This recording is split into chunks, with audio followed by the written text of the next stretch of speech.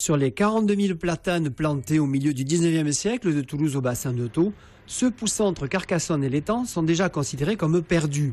8 500 à 10 000 arbres seraient contaminés. Ce champignon, il rentre au cœur de l'arbre et il bouche les canaux de sève de l'arbre. Ce qui fait dans une période relativement rapide de 3-4 ans, eh bien, cet arbre meurt. Malheureusement, aujourd'hui, nous ne disposons d'aucun moyen prophylactique pour prévenir la maladie. Et du coup, par précaution, c'est un périmètre de 50 mètres de chaque côté du foyer d'infection et sur les deux berges que les arbres sont abattus et brûlés sur place pour éviter toute propagation. Les véhicules qui sortent du chantier sont décontaminés et un drap est même posé au sol pour récupérer les sciures. Alors le drap est un géotextile, donc normalement on doit bâcher. Nous on a pris le parti de prendre un géotextile qu'on fait brûler à l'issue des travaux, de manière à limiter là aussi la contamination.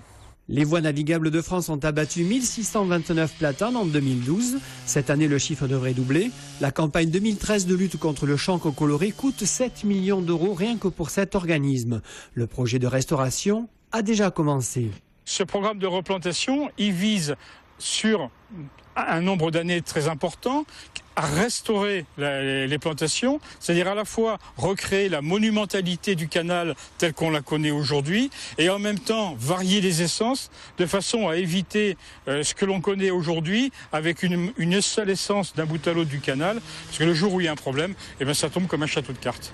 La bataille contre le champignon mortel devrait durer une vingtaine d'années pour une dépense globale estimée à 200 millions d'euros sur cet ouvrage classé au patrimoine mondial de l'UNESCO.